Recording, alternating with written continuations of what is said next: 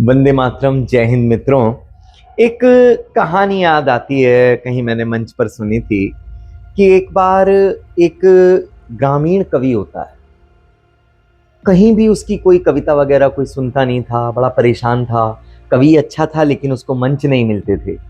तो एक बार बड़े जुगत लगा करके वो एक कार्यक्रम में गया और कार्यक्रम में उसको ये पता चला कि किसी चैनल ने उस कार्यक्रम को रिकॉर्ड किया। तो उसने आकर के अपने गांव में मुनादी पिटवा दी कि फलां तारीख को वो कवि सम्मेलन वहां पर प्रसारित किया जाएगा उस चैनल पर, और पूरा गांव मिलकर के उस कार्यक्रम को देखे। पूरे गांव ने उस कवि सम्मेलन को देखा। बाई चांस की बात है, क्योंकि उस कार्यक्रम की अवधि कम थी और वो रिकॉर्डिंग बहुत लंबी थी, तो जो उसका काव्य पाठ था वो कट गया। अब काव्य पाठ उसका कट गया, वो दिखाया नहीं गया, तो पूरे गांव में उसकी खिल्ली उड़ गई। एक दिन अपने कमरे में बैठ करके वो डिस्कवरी चैनल देख रहा था, तो उसके दादा आए। दादा ने एक बार उसको देखा, एक बार डिस्कवरी चैनल को देखा, फिर घूम करके ऐसे वापस आए, फिर एक बार उसको देखा, फिर डिस्कवरी चैनल को देखा, और देखते हुए बोले कि यार अब तो कुत्ते पिल्ले तक चैनलों पर आने लगे, तुम कब आओगे। वास्तविकता यह है, बड़ी पीड़ा सी होती है ये चीज सुन करके। एक तरफ हंसी भी आती है क्योंकि हमेशा हास्य विद्रूपता से प्रकट होता है, लेकिन अगर इसके भीतर का दर्द आप लोग देखें तो वो दर्द ज्यादा बड़ा है अपेक्षाकृत उस हंसी के, जो हंसी इस चुटकुले को सुन करके आई। आज एक बहुत बड़ा उपक्रम ये है कि हम लोगों के पास सोशल मीडिया है। अगर बड़े चैनल से जाकर के कोई कविता पाठ नहीं कर पा रहा तो उसके पास एक अपना प्लेटफॉर्म है, अपना यूट्यूब चैनल है, अपना फेसबुक का एक बहुत बड़ा प्लेटफॉर्म है जिस पर आकर के वो अपनी बातें पहुंचा सकता है। इंस्टाग्राम है, और अब तो टिकटॉक भी वापस आ रहा है। बहुत सारी ऐसी चीज़ें हैं जिसके माध्यम से वो अपनी कविताएं आप तक पहुंचाता है या समाज तक पहुंचा सकता है।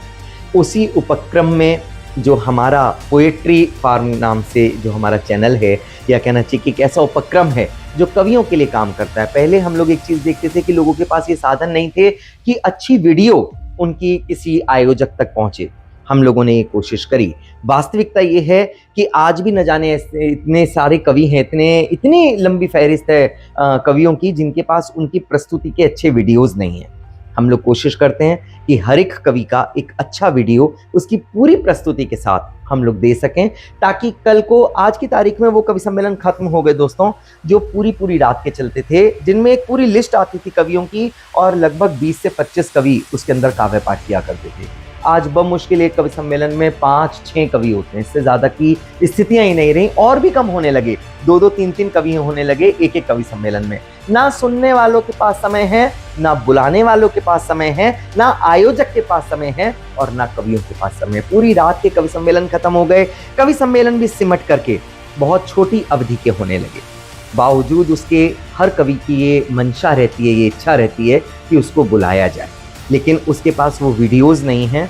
हमारा ये पोएट्री फार्म कोशिश ये करता है कि तमाम कवियों को, उन कवियों को जिनके पास मंच के योग्य मसाला है, उनके पास कंटेंट है, लेकिन उनके पास निमंत्रण नहीं है। और निमंत्रण इसलिए नहीं है क्योंकि आज हर आयोजक कोई भी टीम बुक करने से पहले ये कोशिश करता है कि मैं उस व्यक्ति की, उस कवि की वीडियो सुन सकूं।